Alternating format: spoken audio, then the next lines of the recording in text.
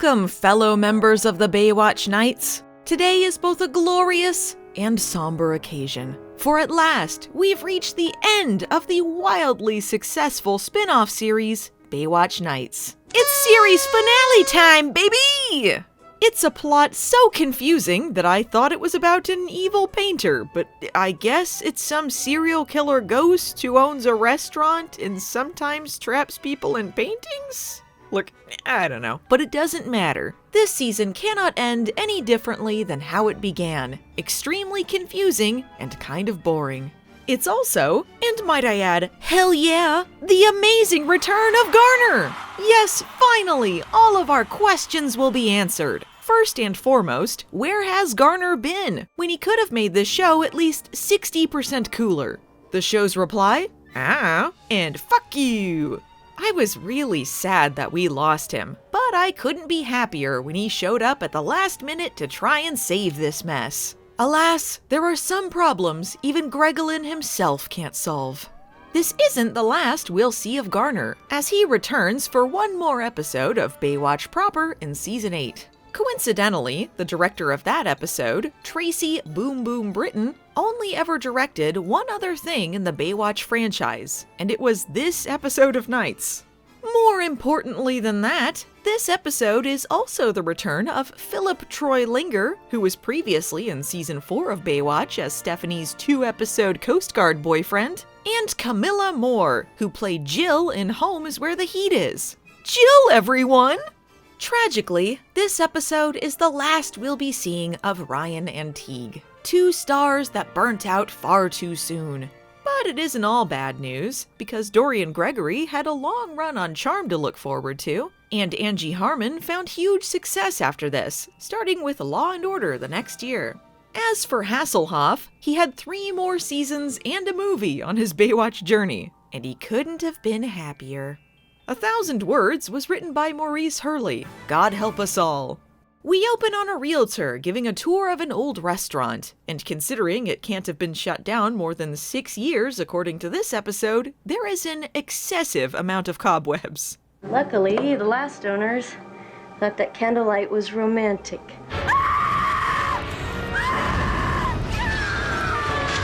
Sacre bleu! I hope nothing terrible like that befalls us. Trust me, this place. Oh, I thought it was going to be something worse.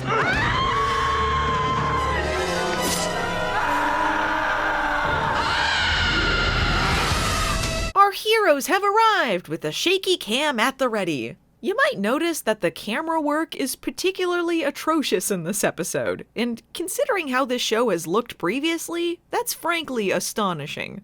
Teague explains that 6 years ago, this other lady will give the exposition. It all started about 6 years ago. What started? Sarah's the expert. You explain.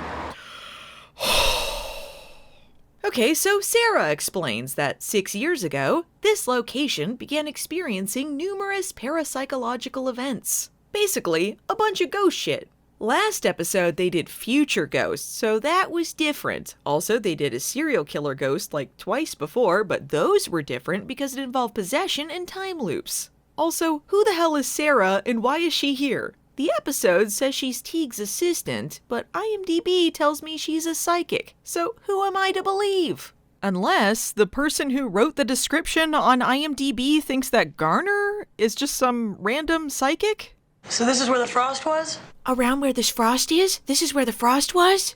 Teague reveals that the women from the cold open were killed, but the man survived. And they can excuse serial killing, but they draw the line at misogyny. The male ego is a disease. Mitch just wants to get out of here, probably because he's hungry. The sooner we get this started. The sooner it's over. Did you hear that? Yeah, Teague, I think the loud shrieks of the restless dead might have been slightly audible to everyone else. We'd better get to the basement to investigate, or some demonic spirit might— cobwebs, get rid of them! Teague must give more exposition, and this time he can't rely on Sarah to do it for him, because she's taking readings with Ryan so they can have something to cut away to when they have to edit something. So anyway, maybe this would have been important to know earlier, but this building was originally owned by a man named Ray Elliott, who was a serial killer who hated women and buried his victims in the basement before being killed by lethal injection 6 years ago. Perhaps that connects to the women-hating serial killer ghost they suspect moved in around 6 years ago. But who's to say? Ray's defense was that his mother made him do it. And judging by how he looks and acts through this episode, basically, Baywatch Nights was like, but what if Norman Bates was a ghost? And instead of a hotel, he owned a restaurant. And everything was shot badly, and Hasselhoff was really tired. There's a really shocking twist involving Ray's mom. Just wait to have your pants scared off. Mother says you have to die. You brought us in the middle of all this? Normally the cases you bring us on are safe and friendly. How could you betray us like this, Teague? No one else has been able to get a response. I don't know how you do this, but you've already initiated more than anyone else has. But nothing's happened yet. Not true. Only a lifeguard would be able to initiate a response like, give me a minute, I'll think of something. The ghost killed those women, isn't that a response? No, we don't count that! Meanwhile, Ryan is actually being useful. She notes that the painting on the wall looks awfully pristine compared to everything else. She states that the painting is clearly expensive and not a cheap reproduction, as Baywatch Nights hopes you believe, even though it's clearly a Photoshop picture with a filter on it.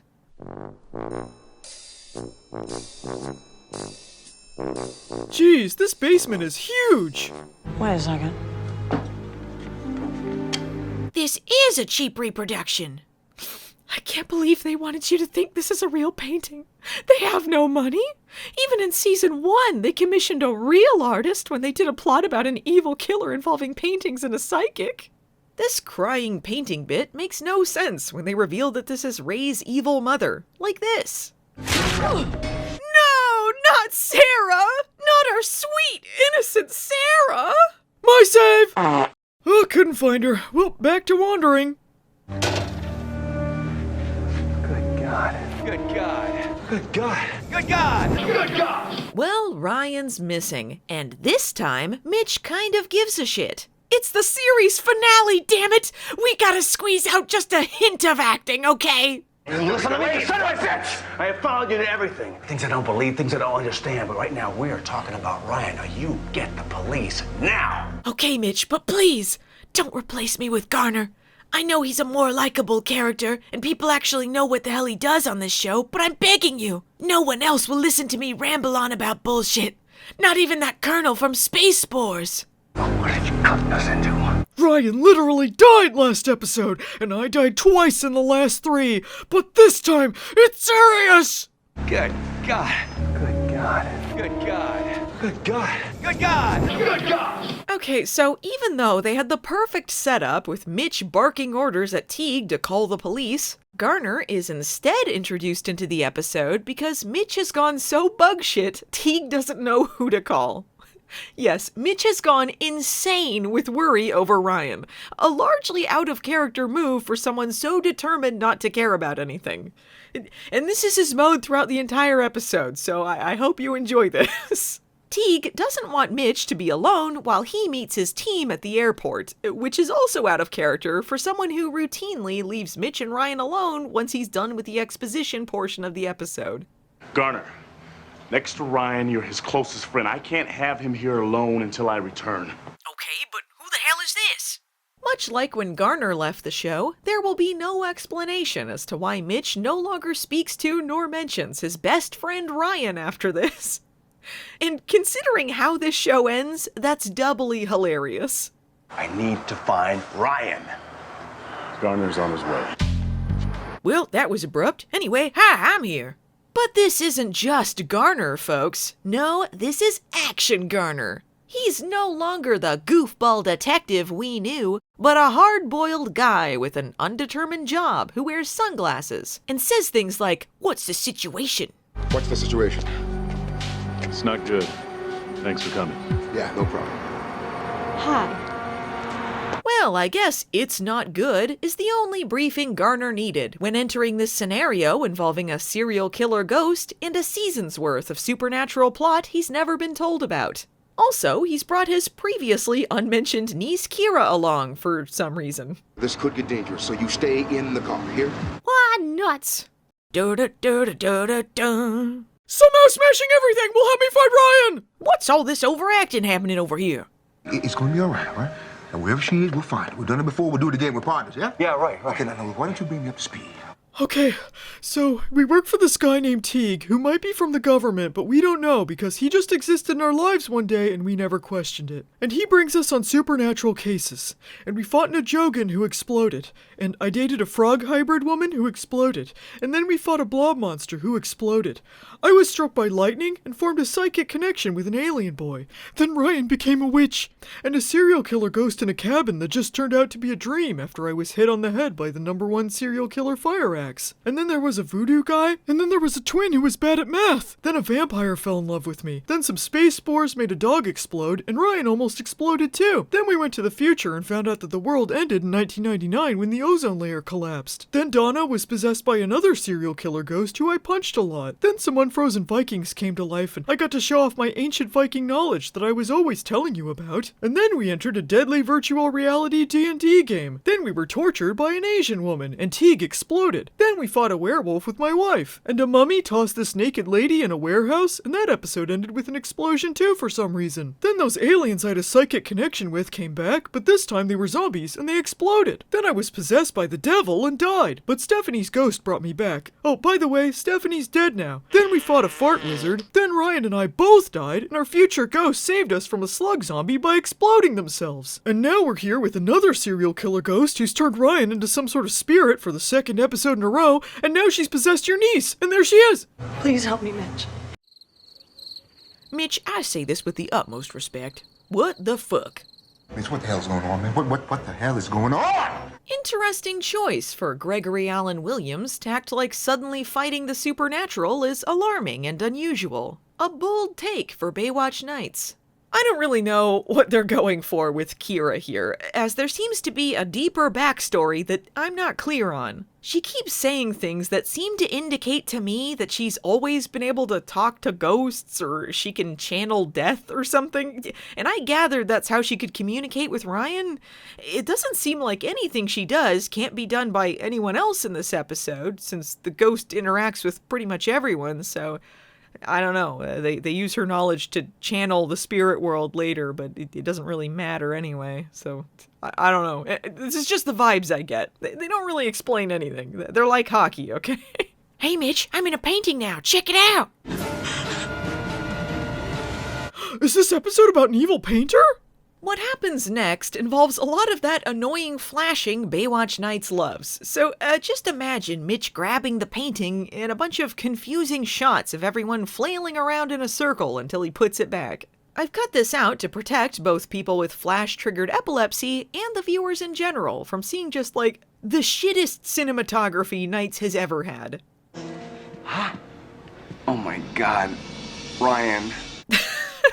Okay, so the painting was supposed to have changed to Ray and his mother, but the way it was edited together, it makes it seem like Ryan became an old woman. And the chair behind the woman makes her look like a turkey, and that makes me laugh. Apparently, saying Ryan was going to die while pointing to a painting of her being threatened by a man with a knife wasn't enough. Kira has to once again say that Ray is going to kill Ryan, and everyone acts shocked about it. And again, Mitch decides to assault the painting. And this is where I'd cut to the same footage of them spinning around like idiots to make a joke, but it's filled with that shitty flashing. So what actually happens is an earthquake this time.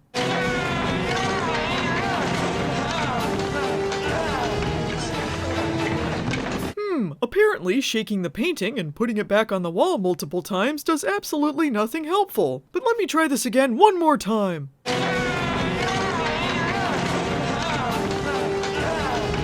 Mitch, I know I've been gone a while, but have you always been this stupid? Everyone separate. The best plan is the one that allows them to pad the episode with people wandering through hallways. I actually have no idea what's going on for like a good 6 minutes. The editing is like really bad. I mean, really, really bad. They keep cutting back and forth between Kira and shots of random things, and the killer ghost says some stuff, but I'm not really sure what or why or where anything is in relation to anything else. All right.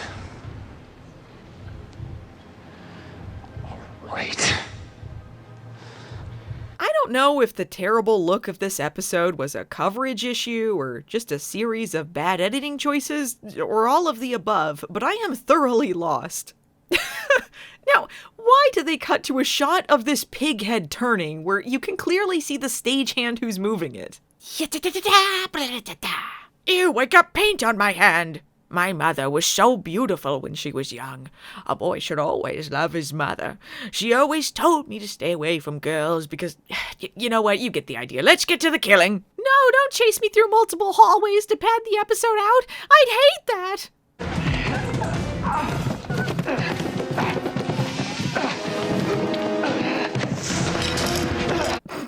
Okay, so apparently you can just toss a ghost down the stairs. Stupid idiot Ryan didn't think of that. I could go back the way I came and get away from this guy, or I could walk down the stairs so he can catch me again. Ha-cha-cha! And it goes on like that. I guess this is just the Kira show now? We've completely abandoned all the other main characters, including Garner's big return, and now it's just some crappy horror movie about a ghost chasing a random girl through a haunted house. And Kira might have pulled a dumb move going down the stairs, but otherwise, she's acting more competent than anyone else we've seen in 22 episodes. She tries to reason with the ghost and buy herself some time. She even pulls a look over there so she can get away and, yes, cause an explosion. Why? Now, what is going on here? Like, honestly, what is going on? Suddenly, we're watching a show about Garner's spirit-channeling niece kicking a ghost's ass, and I'm not mad at her. It just seems like Baywatch Nights has completely lost interest in its initial premise at this point. Kira, Ryan! Thanks, Garner. Anyway, back to Kira. Is the ghost dead yet? I fear Kira has a severe misunderstanding of what a ghost is. I'm back in the episode! Thought you could get away from me? Ah, ghost backhand! Oh, you're another one of those with all the answers. Think everything's easy. Just because everything is insultingly easy for me? You got me all wrong, man! Wait, am I the ghost again? You can't leave me on nights now. I'm not carrying this whole show on my back, you son of a bitch. It's son of a Mitch! I don't know how it happened, man, but I was there. I crossed over. Is that what that was? Anyway, back to the Kira show. Mitch! Mitch, where are you? And my uncle too, I guess. So apparently at some point, Kira entered the ghost dimension where Ryan is trapped. Kinda like that other episode where there was a serial killer ghost dimension in a cabin. They truly don't have any new ideas right now. And I guess Mitch somehow bumbled into the ghost dimension for a bit before he fought the ghost and fell out of it. Now Ryan's back to do the much more interesting episode with Kira. All right, this is where Kira was standing when she disappeared, right? Wait, when did that happen? Was that what was happening here? I can't blame the director or the editor for everything here, but man, there are some serious failings to establish anything even basic in this episode. Eventually, they figure out that if Garner touches the painting, it sends Mitch into the ghost dimension. Oh, I don't care anymore. We'll make it. Come on. You won't! The audiences despair as they try to watch Baywatch Nights to the end. I'm sorry, Mother. They shouldn't be bothering you. You mean he kept his mother's skeleton? What could have inspired this twist?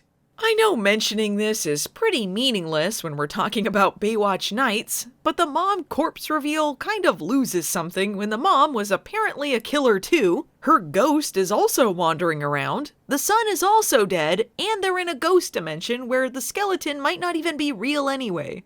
Back to Baywatch Nights Psycho Edition, let's do the thing!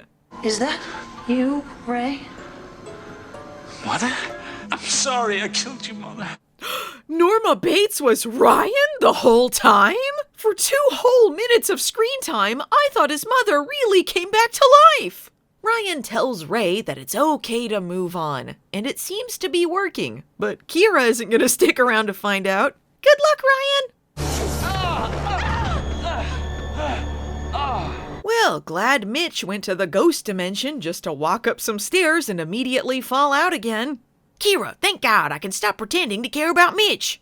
Well, this is the last shot of me in the episode. I guess I don't have any feelings about Ryan's potential death or your declaration of love later. Why was I even here? Ryan! I met my team at the airport and escorted them straight to McDonald's, which is why they never show up. Guys, this is serious. Ryan might be stuck in the ghost dimension forever, and Mitch has decided to care today. She's not coming back, is she? Mitch, after this episode, it won't matter either way. I just wish I could see my frog hybrid girlfriend one last time. If there's anything I can do. Yeah, don't ever call me again. I've pointed out in this episode that Mitch has died multiple times on the show now, but no, the Psycho ripoff episode was too much. And apparently, canonically, the reason Teague is never seen nor mentioned again. Mitch. I love you. Don't make this harder than it needs to be, Teague. And now, a moment of complete insincerity. Hey, Ryan, wherever you are, I just wanted you to know I really loved you. Aren't we dating or something? Shut up, Samantha. We've already written you out unceremoniously. You loved me. We never even had a date. Unless you count that time you made me think I slept with you as a mean-spirited prank. It's at this point in the episode where Phelan just blurted out, "Where is anyone standing in relation to each other?" in anger. And honestly, in the last minute and a half of the show, this is the mood. My work here is done. But you didn't do anything, didn't I? I can't believe it. After 2 seasons of will they or won't they tension, Mitch and Ryan have finally declared their love. I can't wait for it to not mean a damn thing right about now.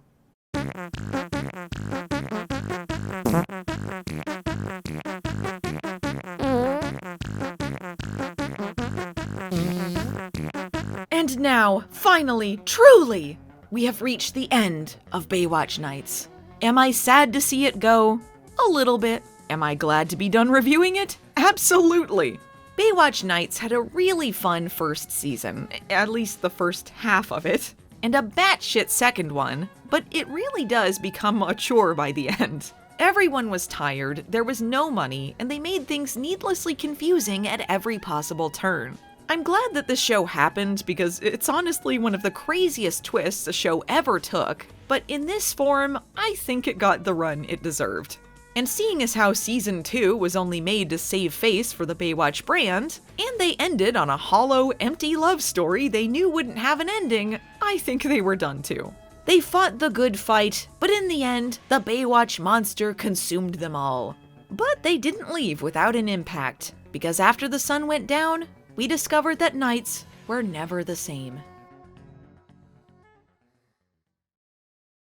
Next time on Baywatch, it's the 200th Baywatching episode! Our save!